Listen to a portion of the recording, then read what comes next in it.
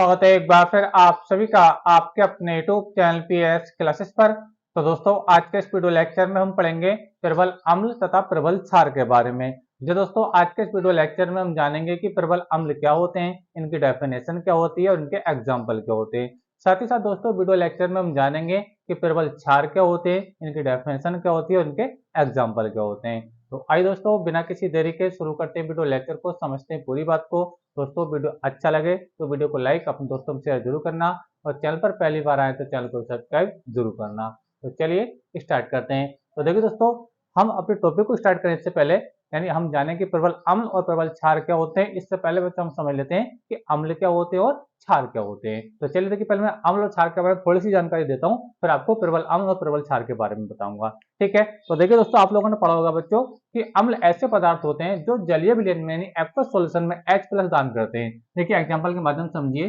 देखिए मैं लिख रहा हूँ HCl, ठीक है, हाइड्रोजन क्लोराइड यानी हाइड्रोक्लोरिक अम्ल। ठीक है बच्चों, जब ये ब्रेक होता है एक्वस सॉल्यूशन में तो ये देता है हमें H+, ठीक है, और साथ में देता है हमें Cl-। ठीक है, अब अम्ल की बच्चों ये पहचान होती है, ठीक है, जो पदार्थ में H+ दे रहा होगा, ठीक है, तो वो क्या होगा, अम्ल कहलाएगा। यानी ये जो HCl है ब्रेक होने पर हमें क्या दे रहा है, H+ दे रहा है, इसलिए जो HCl होगा बच्चों ये क्या होगा, एक अम्ल होगा, यानी ये क्या होगा, एक एसिड होगा। ठीक है, एक बार फिर प्रकार बच्चों, अम्ल ऐसे पदार्थ होते हैं जो जलीय विलयन में ब्रेक होने पर हम क्या देते हैं बच्चों, H+ देते हैं। ठीक है, कहते हैं बच्चों H+ देते हैं। ठीक है, तो जो पदार्थ बच्चों H+ देंगे वो क्या कहलाएंगे बच्चों, अम्ल कहलाएंगे। ठीक है, तो ये H+ हमें किससे मिल रहा है, हाइड्रोजन क्लोराइड से मिल रहा है। ठीक है, तो ये जो हाइड्रोजन क्लोराइड होगा ये क्या होगा बच्चों, एक अम्ल होगा। ठीक है, अच्छा क्षार क्या होते हैं, देखिए क्षार बच्चों ऐसे पदार्थ होते हैं जो जलीय विलयन में यानी एक्वस सॉल्यूशन में हमें OH- देते हैं। एग्जांपल समझा रहा हूं, देखिए आपको एग्जांपल देखिए NaOH सोडियम हाइड्रोक्साइड। बच्चों जब ये ब्रेक होता है तो ब्रेक होने पर हमें मिलता है, देखो Na+ मिलता है, ठीक है, साथ में बच्चों हमें मिलता है OH-। ठीक है, तो देखिए जहां पर वो OH मिल रहा होगा, जिस कंपाउंड से हमें OH मिलता है तो वो कंपाउंड क्या होता है बच्चों, क्षार होता है। तो हमें किससे OH- मिल रहा है, हमें इससे मिल रहा है, NaOH से मिल रहा है, तो ये क्या होगा बच्चों, एक क्षार होगा। आई होप मेरी बात आपको अच्छे समझ में आ गई होगी। बस अम्ल और क्षार की इतनी सी डेफिनेशन है। ऐसे कंपाउंड जो हमें H+ देते हैं वो अम्ल होते हैं और जो हमें OH- देते हैं वो क्या होते हैं बच्चों, क्षार होते हैं। समझ में आप लोगों को मेरी बात। अच्छा बच्चों, आज का जो हमारा टॉपिक है वो है प्रबल अम्ल और प्रबल क्षार के बारे में। देखिए दोस्तों, आपको बताता चलूं कि अम्ल जो होते हैं वो H+ देते हैं, ये तो बात पक्का है, लेकिन बच्चों अम्ल के जो H+ देने की जो क्षमता होती है ये अलग अलग होती है। यानी कहने का मतलब बच्चों मेरा ये, कुछ अम्ल तो ऐसे होते हैं जो विलयन में पूर्ण रूप से विलय हो जाते हैं और ज्यादा से ज्यादा मात्रा में कहते हैं बच्चे H+ देते हैं।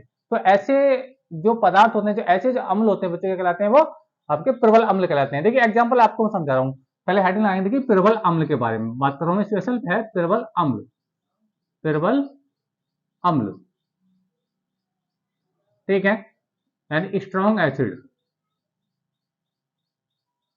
स्ट्रॉन्ग एसिड किस बारे में इस टाइम बात कर रहा हूं मैं। ठीक है, मान लीजिए हमारे पास एक कंटेनर है या कोई बर्तन वगैरह है, ऐसा मान लीजिए हमारे पास बच्चों ये एक बर्तन है, ठीक है, ये ठीक है, और इसके अंदर है क्या बच्चों, वाटर है। ठीक है, अब देखिए बच्चों, एक बर्तन में ओ ले रहा हूं ताकि आपको और बेटर समझ में आए। एक बर्तन बच्चों हमारे पास ये है, ठीक है।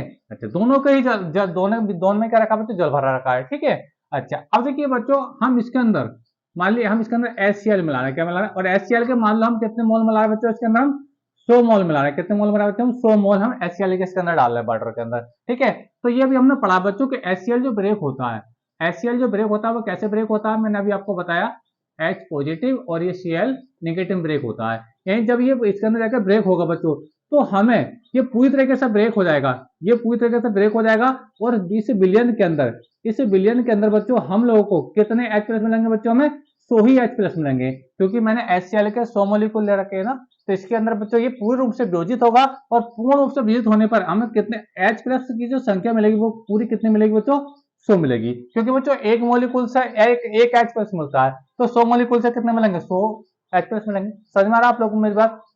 अच्छा अब देखिए दूसरा एग्जांपल लीजिए, मान लीजिए ये दूसरा बर्तन है, इसके अंदर हम ले रहे हैं एसिटिक एसिड यानी एसिटिक अम्ल CH3COOH ले रहे हैं। समझ में आप लोगों को मेरी बात। ठीक है, अब बच्चों जब इसको हम इसके अंदर डिजोल्व करते हैं, घोलते हैं, ठीक है, तो ये मान लीजिए इसके भी हमने 100 मोल लिए, एग्जांपल ले रहे हैं कि हम इसके भी हम 100 मोल ले रहे हैं। ठीक है, लेकिन बच्चों देखा ही जाता है कि जो एसिटिक अम्ल होता है ये पूर्ण रूप से वियोजित नहीं होता है, ये पूर्ण रूप से वियोजित नहीं होता है, ठीक है। और मान लीजिए एग्जाम्पल मैं बता रहा हूँ कि ये जब वियोजित इसके अंदर होगा तो हमने 100 मोल लिए हैं, लेकिन H प्लस जो हमें मिलेंगे लगभग या तो हमें 20 H प्लस मिल जाएंगे, यानी H प्लस आपको 20 मिल सकते हैं, या फिर आपको 30 मिल सकते हैं, या फिर आपको 40 मिल सकते हैं, ठीक है।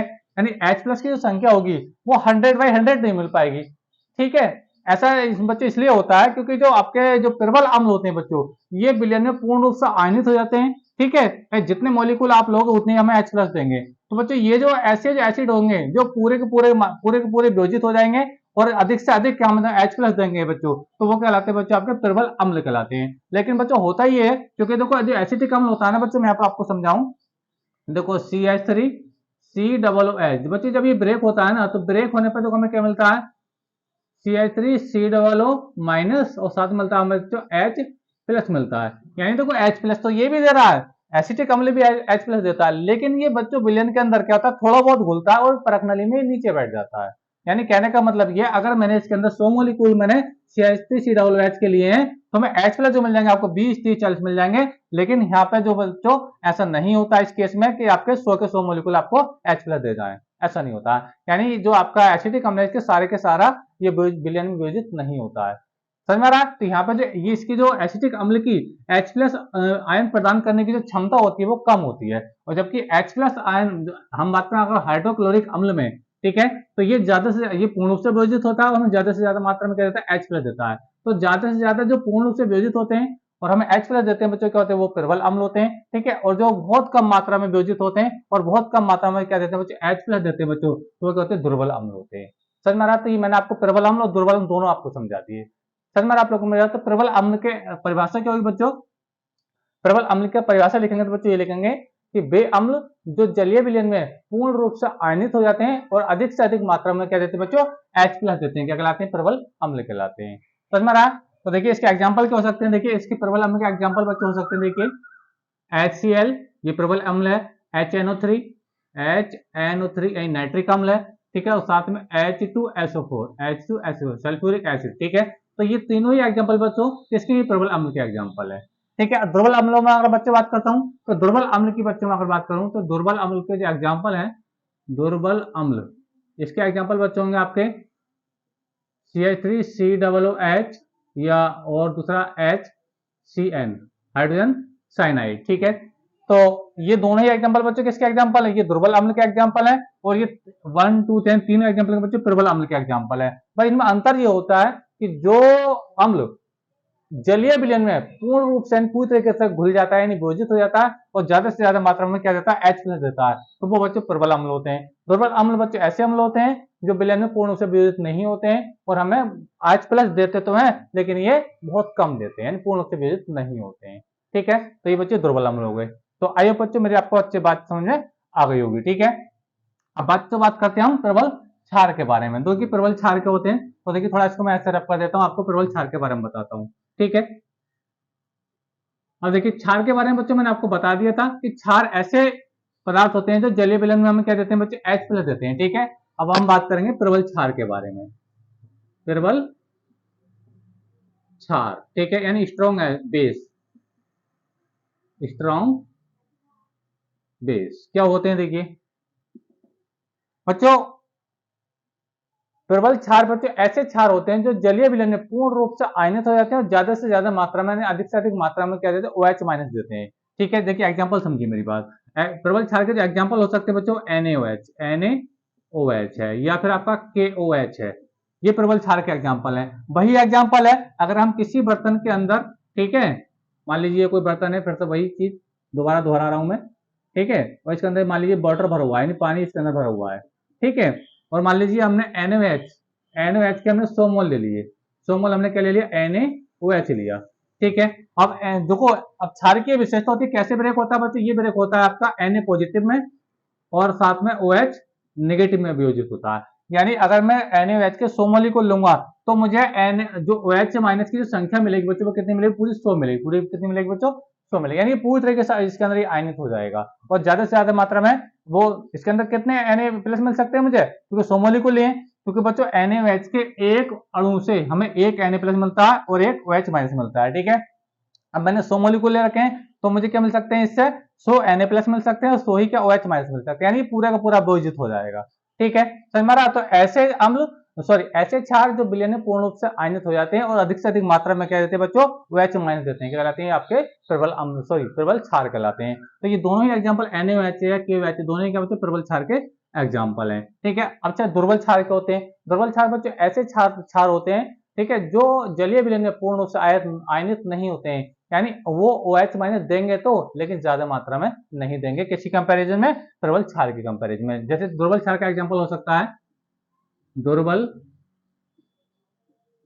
क्षार, ये NH4OH, ये क्या बच्चे दुर्बल क्षार है, यानी ये OH- देता तो है लेकिन प्रबल क्षार के कंपैरिजन में बहुत कम देता है। ठीक है, बस इनके OH- से दान करने की जो क्षमता होती है कम होती है, इसलिए बच्चे इनको क्या बोलते हैं, दुर्बल क्षार बोलते हैं। सर मैं आप लोगों को मेरी बात एग्जांपल और भी ध्यान दे सकते हैं आप, CaOH का होल टू आई, यानी कैल्शियम हाइड्रोक्साइड भी क्या बच्चे ये एक दुर्बल क्षार है, यानी इससे भी OH- मिलता है लेकिन बहुत कम मिलता है प्रबल क्षार की तुलना में। ठीक है, तो आई होप बच्चे ये भी आपको बात समझ में आ गई होगी कि प्रबल अम्ल क्या होते हैं, प्रबल क्षार क्या होते हैं। प्रबल क्षार बच्चे ऐसे क्षार होते हैं, ठीक है, जो जलीय विलयन में पूर्ण रूप से आयनित हो जाते हैं और ज्यादा से ज्यादा मात्रा में उसको OH- देते हैं। दुर्बल क्षार क्या होते हैं बच्चों, वो ऐसे क्षार होते हैं जो जलीय विलयन में बहुत कम आयनित होते हैं, ठीक है, और बहुत कम मात्रा में OH- देते हैं। ठीक है, और उसके एग्जांपल मैंने आपको बताया NH4OH और CaOH का होल टू आई। ठीक है, तो बच्चों आज के इस वीडियो लेक्चर में हमने जाना कि प्रबल अम्ल क्या होते हैं, प्रबल क्षार क्या होते हैं, साथ साथ वीडियो लेक्चर में हमने जाना कि दुर्बल अम्ल क्या होते हैं, दुर्बल क्षार क्या होते हैं। वीडियो अच्छा लगा तो वीडियो को लाइक अपने दोस्तों में शेयर कर दीजिए, चैनल पर पहली बार आए तो चैनल को सब्सक्राइब कर लीजिए। नेक्स्ट वीडियो में किसी नए टॉपिक के साथ, तब तक के लिए धन्यवाद, बेस्ट ऑफ लक।